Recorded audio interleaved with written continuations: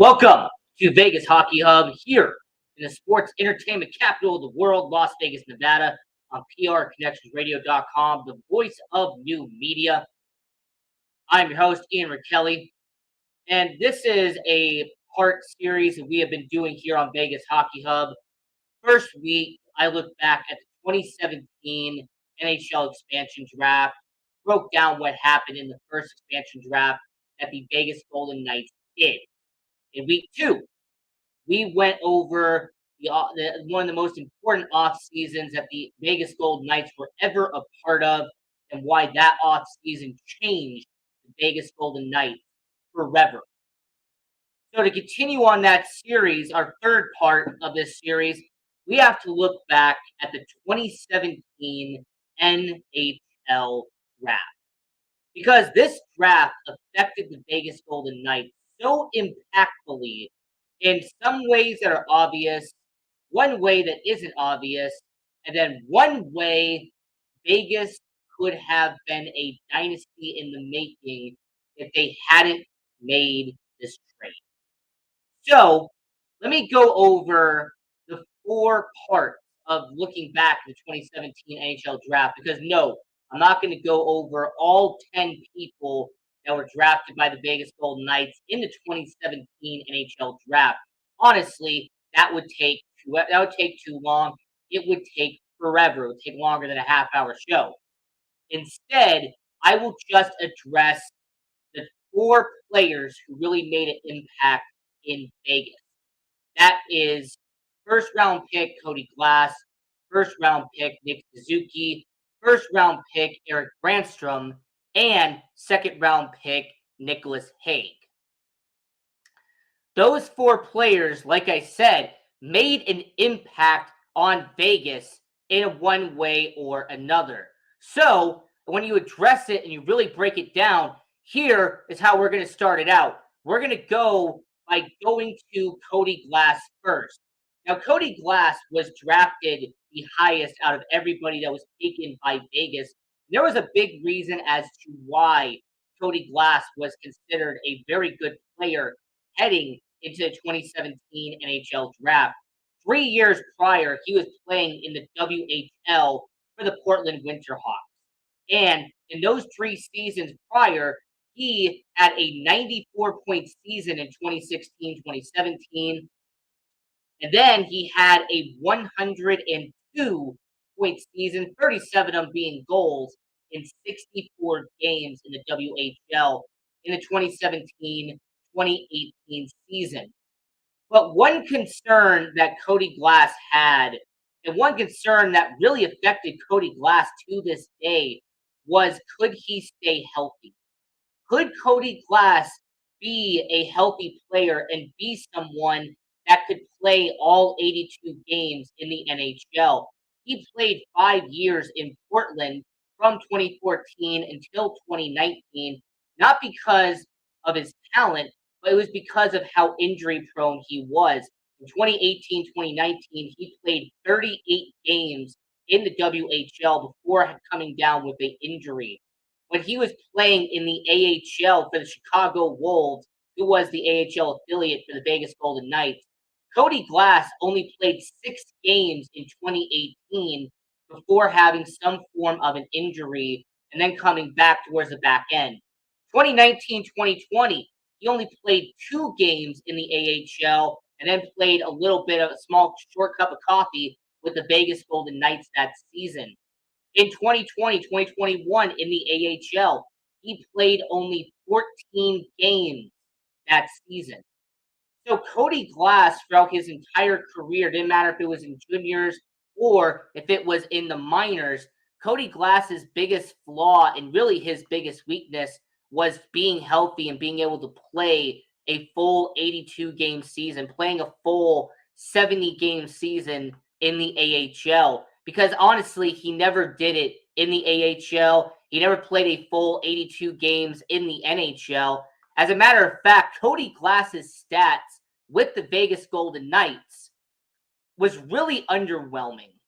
For a first-round pick, for their top pick in franchise history, you'll see right here, him having 9 goals 13 assists and 22 points with a -1 and 14 penalty minutes. It was really unfortunate because he never got a chance to play long-term minutes. His first season playing for the Vegas Golden Knights in the 2019-2020 season, he only played less than 40 games. So he played half of the season. And then year two on the bottom six in 2020-2021, his second and final season playing in Vegas, he only played 27 games that year. So once again, he played less than half of the season. That really felt like that was always the problem with Cody Glass in Las Vegas, is that he really never garnered any momentum. There was really never a chance for Cody Glass to build up the games and the repetition and the reps that you need as a young player. So unfortunately, Cody Glass, after 2 seasons in the NHL, 3 seasons in the AHL for Vegas, they end up flipping Cody Glass and they end up flipping him to the Nashville Predators. Now, this was a deal that brought back second overall pick Nolan Patrick in that same trade. That's how the Vegas Golden Knights acquired Nolan Patrick, by trading Cody Glass. And as much as I would love to say that he's had a redemption arc since going to Nashville, unfortunately, Cody Glass hasn't had that redemption story. He's only played 15 games in 2 seasons for Nashville and has only had 3 points during that time period.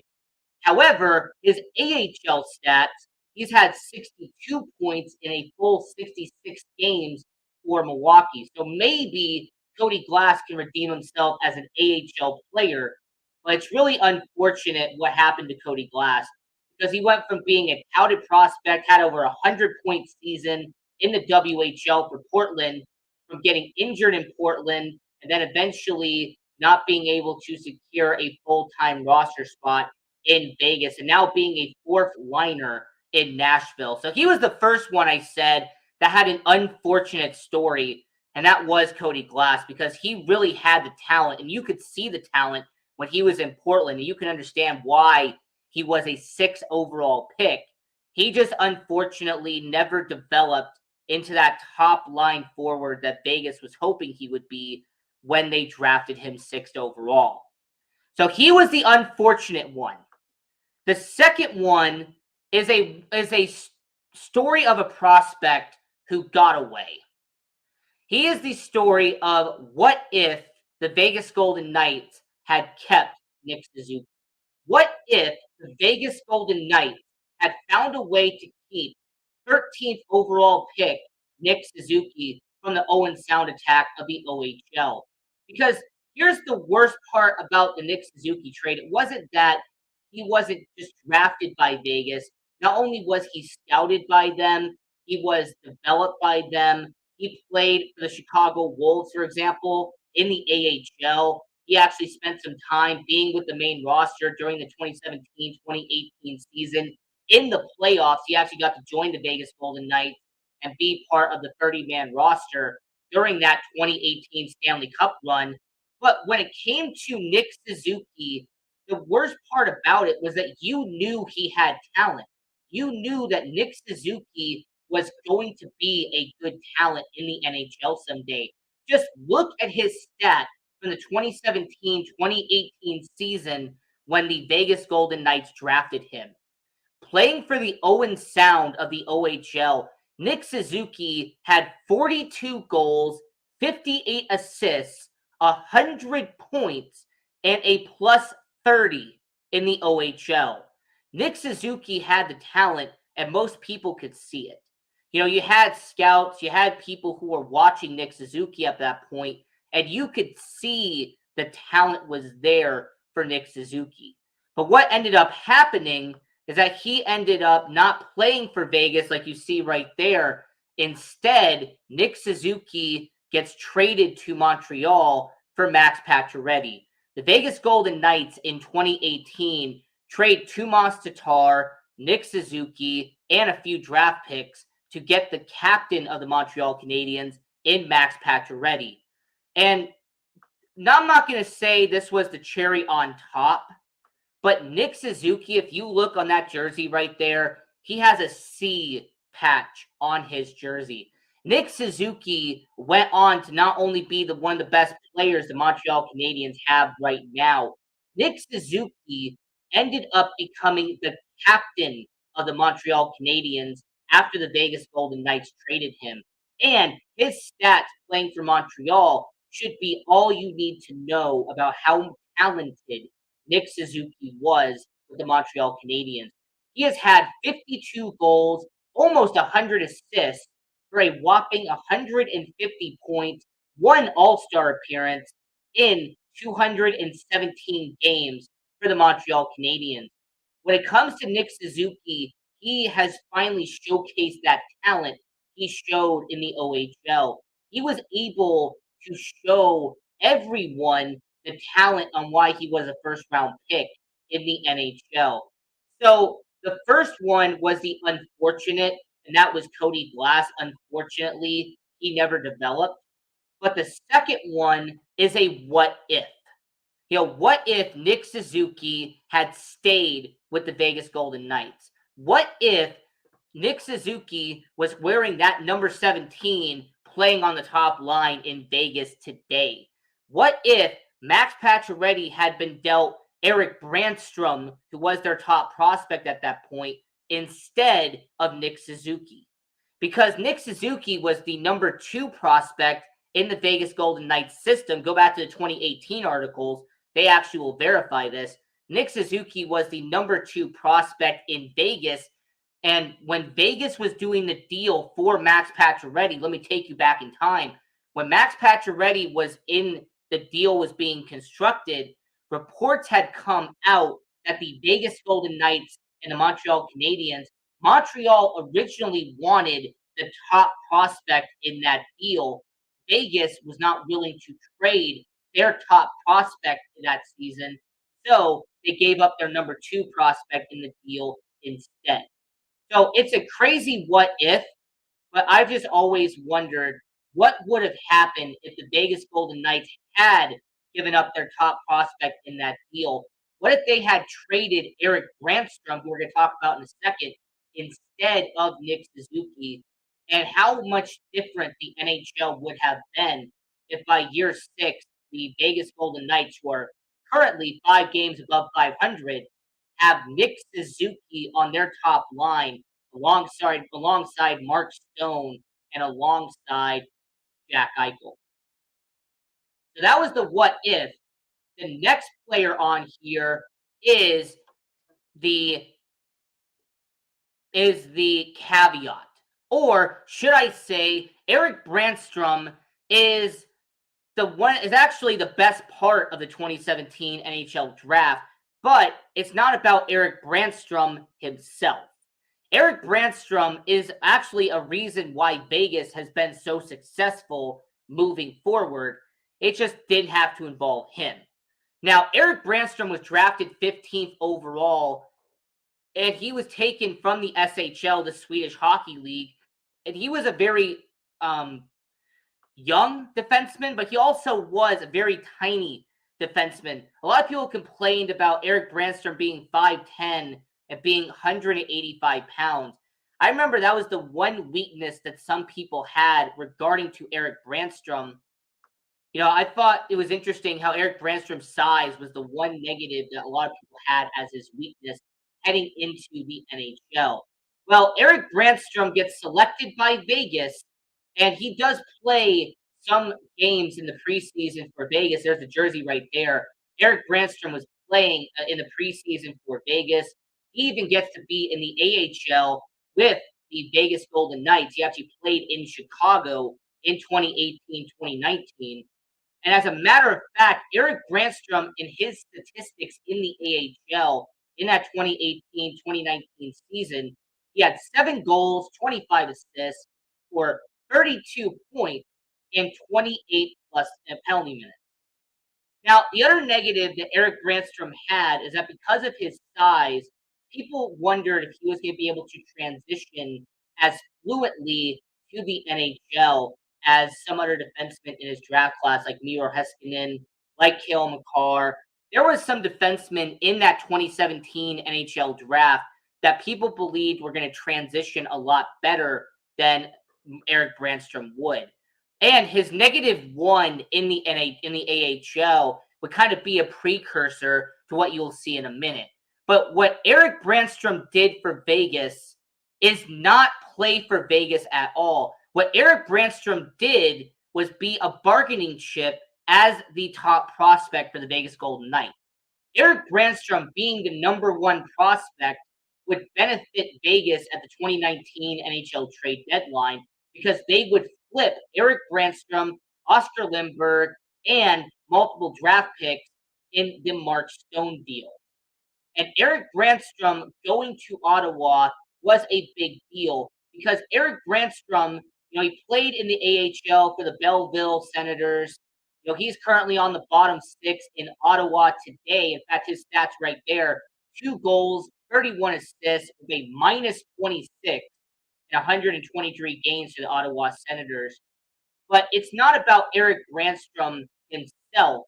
That is the reason why this was the best part of the 2017 NHL draft. Eric Brandstrom being traded for Mark Stone is what ended up being the best part of the 2017 NHL draft. If you do not have Eric Brandstrom, you cannot acquire Mark Stone. Without Eric Brandstrom, you do not get the captain of the Vegas Golden Knights in Mark Stone. Without Eric Brandstrom, you do not get one of the best defensive forwards in all of hockey in Mark Stone. And without Eric Brandstrom, you do not get the opportunity to go out and get a leader in the locker room and someone that gets a lot of respect here in Las Vegas, and that was Mark Stone. So the first person was Cody Glass, who was the unfortunate part of the 2017 NHL draft. You had the what if with Nick Suzuki, and then you had the best part of the 2017 NHL draft, and that was Eric Brandstrom, because he ended up being dealt for Mark Stone, who ended up becoming the captain and the leader of the Vegas Golden Knights in the long-term future. Now, the last part that we have to talk about is this man right here, and that is defenseman Nicholas Hague, who was drafted from the OHL. He was a second-round pick by the Vegas Golden Knights. Now, Nicholas Hague is an interesting story because he was originally from the OHL, but he scored a lot of goals as a defenseman. Nicholas Hague, as a defenseman, is a very interesting situation because in his 3 seasons in the OHL, he scored 14 goals in 2015, he scored 18 goals in 2016, and scored a whopping 35 goals in 2017. Nicholas Hague was not your traditional defenseman as most people were. Nicholas Hague was a defenseman that ended up being a offensive-minded defenseman. And his 3 seasons playing for Chicago, playing for the Chicago Wolves, actually ended up being a blessing in disguise. Because Nicholas Hague, in his 3 seasons in the AHL, he ended up having 13 goals in his second season with the Chicago Wolves, and he ended up having 43 points as a Chicago Wolf, and he actually played 25 AHL playoff games for the Chicago Wolves during his tenure. And if I actually should make an argument to you, him playing in the AHL for 3 seasons is actually what benefited the Vegas Golden Knights. Nicholas Hague being able to transition and develop in the minors for a long time helped him become the bottom 6 forward he is in Vegas today. Nicholas Hague developing as a defenseman is a reason why his stats right there have become a reality. Nicholas Hague, in his last 4 seasons with the Vegas Golden Knights, 10 goals, 33 assists, 43 points, with a +22 and over 100 penalty minutes. A lot of people forget that physicality still exists in hockey, and Nick Hague is an example of it. Nick Hague is not afraid to drop the gloves. He is perfectly fine with going up and attacking people and going up and defending his players with the Vegas Golden Knights. So what Vegas Golden Knights got with this fourth and final person from that 2017 NHL draft, what they acquired was dependability. What they got was the best player on the current Vegas Golden Knights roster from that 2017 NHL draft. Nicholas Hague, out of the four players in the first instant, he ended up being the best part of that deal. Now, I want to mention to everyone who's watching right now that the 2017 NHL draft, when you actually stop and analyze it and look back at it, it was a big deal. It was a huge deal at the time because they also went out and got some more talent in the later round. Not only did they get Jake Leshkonen, who, by the way, has developed into a bottom six player for the Vegas Golden Knights, he has actually been playing a good amount of minutes for the Vegas Golden Knights. Has had over 40 games played in his career in the NHL so far. They also got Giannis Rondenberg, who has been playing in the AHL and playing in the NHL for the Vegas Golden Knights. They also went out and got Yari Patara later in the draft, who has been a welcoming and a young prospect in the AHL as a goaltender for the Vegas Golden Knights. Lucas Elvenez, he spent some minutes in the AHL for Vegas. Jack Dugan, he actually spent time in the AHL before going to New Jersey this offseason. And they also ended up getting Ben Jones, who spent a couple of years in the AHL for the Vegas Golden Knights. So for a 2017 NHL draft, their later rounds got talent when it came to their AHL system because they had 4 or 5 players who they drafted between round 2 and round 7 who eventually played plenty of seasons in the AHL and spending time in Henderson and Chicago for the Vegas Golden Knights. One last note I want to mention about the 2017 NHL draft was who was the player taken after Cody Glass? Who was the player taken after Nick Suzuki? Who was the player taken after Eric Brandstrom? Because I know some people want to talk about it, but it's important to know who was drafted around those players. So Cody Glass, taken right after him, was Lias Anderson, who was taken 7th overall, and he was with the New York Rangers. He spent a few seasons there, got flipped to the Los Angeles Kings, and he is now playing in the AHL in the 2022-2023 season. Lias Anderson unfortunately never developed into the top line forward that the New York Rangers expected him to be when they acquired him. So the Vegas Golden Knights dodged a bullet there by getting Cody Glass over Lias Anderson. Cal Foote was taken right after Nick Suzuki. He was drafted by Tampa Bay 14th overall in the 2017 NHL draft. Now, Cal Foote has been an interesting story because he has played the last 3 seasons for the Tampa Bay Lightning, and he has actually appeared in the Stanley Cup playoffs against the Colorado Avalanche in the Stanley Cup Finals in 2022.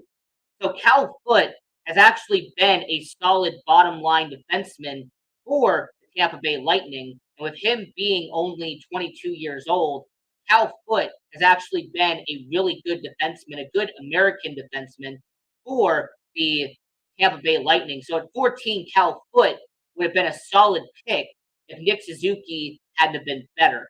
And then 16th overall, Juuso Valmelecki, who was taken by the Calgary Flames 16th overall. He played 4 seasons in Calgary and then got flipped to the Arizona Coyotes this offseason. So the 2022 offseason, he goes to Arizona and is unfortunately suffering in Arizona as a very good defenseman for them in the 2022-2023 season. And then, just to talk about Nicholas Hague for a second, the player drafted right after Nicholas Hague has been Isaac Ratcliffe, who is a winger for the Philadelphia Flyers. He is playing in the AHL right now. He actually put up 28 points in the last season for Lehigh Valley. So the Vegas Golden Knights really kind of dodged some bullets when it came to the talent that was drafted around them because there really wasn't anybody taken right after Nick Suzuki, taken right after Cody Glass, taken right after Eric Brandstrom, taken right after Nicholas Haig that ended up becoming superstars. But when you go a few picks down, that actually changes a whole lot. 11th overall, the LA Kings took Gabe Vilardi, who has blossomed into a really good forward for the LA Kings. This is a Gabe Vilardi who has already had 6 goals in a young 2022 season and is currently averaging a point per game for the LA Kings in the 2022-2023 season. He is actually going to be part of the future for the LA Kings long term. Martin Necas, who is taken 12th overall by Carolina. He just had back-to-back 40-point seasons in Carolina. He has blossomed into a really solid forward in the NHL. He was taken 12th overall by Carolina. You also had Josh Norris, who was taken 19th overall by San Jose. When he was flipped to Ottawa in the Erik Karlsson deal, he had a 55-point season in 2021 for the Ottawa Senators. He is now getting paid $8 million by the Ottawa Senators. So he's making a very nice payday out there in Ottawa. Robert Thomas, who was taken 20th overall by St. Louis, he has actually developed and has become a solid member of the St. Louis Blues. He averaged a point per game last season, having 77 points in 72 games in 2021. And he was part of the St. Louis team that won the Stanley Cup in 2019. So when you dig a little bit deeper into the 2017 NHL draft, you can actually see all of the talent that was selected after them, just like goaltender Jake Ottinger, who was taken 26 overall by the Dallas Stars. He, just by the way, had a goals against average of 1.8 in the playoffs this past playoff for the Dallas Stars. So when you've had Jake Ottinger, when you've had all these players who were taken later in the first round, yeah, you could do coulda, shoulda, woulda, but you have to sit back and realize that those players were taken later in the first round, and those teams are a lot better than teams that are in the top half. So it would be a little bit of a stretch to say that Jake Ottinger, who was the best goalie out of that draft class, he would have been taken by Vegas. Well, how many years it would have taken for him to develop behind Marc-Andre Fleury? All right, you take Robert Thomas, you take Josh Norris, but they were playing for teams that were in win now mode. Whereas Vegas, most of these prospects were going to be taking years to develop in Vegas. They were not going to be called up right away. So when it comes to the NHL, you can always play the what if game, but outside of maybe Cal Foote and maybe Gabe Vilardi, you really can't sit there and say, you know what, Vegas needed to pass up on the 2 players they selected, and they needed to draft these guys. Because Josh Norris, Robert Thomas, Jake Ottinger, they would have been nice selections, but they really wouldn't have been able to help the team long term because those teams were in win now mode. Jason Robertson's the same way. Jason Robertson was taken in the second round by Dallas, but Dallas was in the Stanley Cup Finals not even 2 years later, and he actually took a few years to get into the NHL. It wasn't like he just popped up right away. So as we're talking and we're looking back at the 2017 NHL draft, looking back at what the Vegas Golden Knights took, I'll say it once again. You had an unfortunate situation with Cody Glass. You have a what if situation with Nick Suzuki. You have the best part of the 2017 draft with Eric Brandstrom. Because without him, you don't get Mark Stone. And you get the most dependable part, and that was Nick Cage. So this is Vegas Hockey Hub. I'm your host, Ian Rickelli. And this was a fantastic episode. So stay tuned to all the future episodes of Vegas Hockey Hub. And until next time, continue watching hockey, support junior hockey, and go Knights, go.